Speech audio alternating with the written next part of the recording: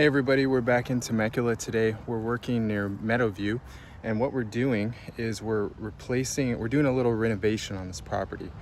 And I want to take you along for it, and I'll show you how we're updating and upgrading this irrigation system that was a little outdated. Check it out. So to begin with, we are taking all the old drip lines, the Netafim inline emitter tubing off of this slope that just ran through here. It looked nasty, it didn't look good, and the client said that ever since this was changed to the tubing, the drip tubing, it never really did well. The plants really never did that well. So we're actually taking this back to spray. This was spray years ago, probably decades ago. We're taking it back to that, but we're doing it the efficient way with the MP rotator sprinkler heads. So I'll show you what that looks like when it's complete, but we are putting new piping in and sprinkler heads.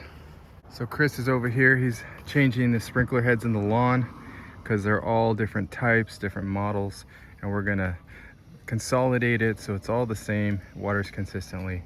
We'll show you what that looks like as well. Okay, so we have the spray heads in on this slope now, and as you can see, they're watering nice and clean, just like a nice slow rainfall, and that's what we're looking for.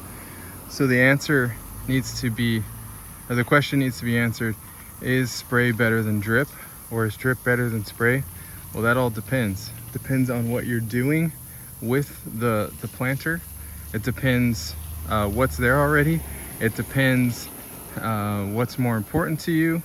So for instance, something like this, in my opinion, spray is going to be a little better just because you can water from the top down or the bottom up or both, and it's more rigid pipe. Everything's held together with rebar and glued together, so it's going to last a lot longer.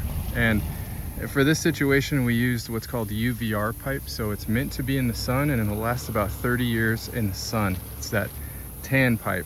Whereas drip tubing, after it seems like 5 years, it starts getting a little brittle in the sun. So in my opinion, a lot of times spray can be long-term a better product. However, sometimes if it's a smaller planter, drip's better. It just depends what you have and what your plans are for the future.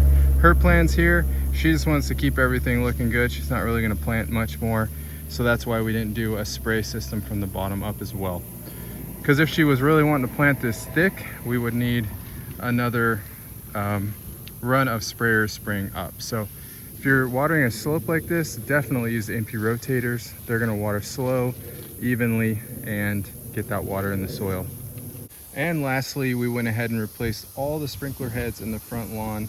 The problem was these heads were really old, and some of them were like too deep in the ground. Some of them weren't spraying properly. Some of them actually weren't even working, these two over here. So all new 4-inch pop-up spray heads. They're spraying the way they're supposed to. They're popping up the right height above the grass, and this Temecula lawn in Meadowview is going to look a lot better soon, even though it looks pretty good now.